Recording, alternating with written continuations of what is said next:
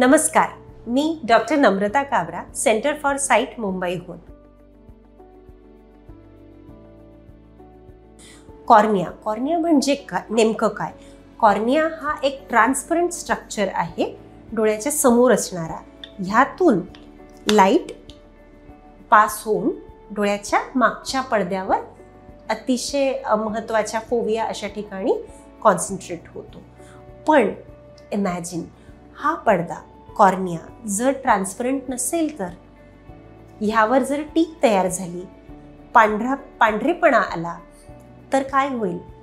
हे प्रकाशाचे किरण पास होऊ शकणार नाहीत आणि ह्याला म्हणतात कॉर्नियल ब्लाइंडनेस. आणि त्या व्यक्तीला नेत्रपटल रोगामुळे अंधत्व येऊ शकतं. अशा अंधत्वाचं प्रमाण अतिशय जास्त आहे.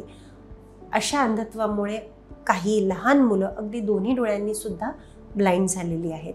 आणि ह्याकरता आपल्याला नेत्रपटल प्रत्यारोपण सर्जरी किंवा कॉर्नियल ट्रान्सप्लांट सर्जरीची आवश्यकता असते. ह्यात कॉर्नियातले किती भाग, कुठला भाग आणि किती इन्व्हॉल्वमेंट झाली त्यानुसार सर्जरी बदलत राहते.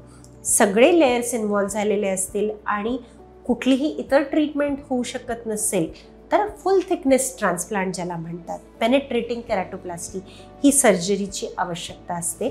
जर फक्त काही लेयर्स इन्व्हॉल्व झाले असतील तर लॅमेलर केराटोप्लास्टी म्हणजे पार्शियल थिकनेस ट्रान्सप्लांट सुद्धा होऊ शकतं.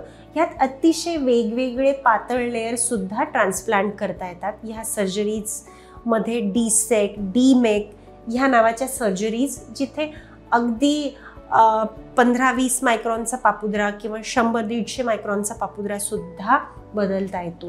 ह्या अतिशय अल्ट्रा मॉडर्न आणि फाईन सर्जरीज आहेत, ज्यामुळे कॉर्नियामुळे येणारं अंधत्व आणि प्रॉब्लेम्स सॉल्व्ह केले जाऊ शकतात. Follow Center for Sight and post your queries to get answers from the experts.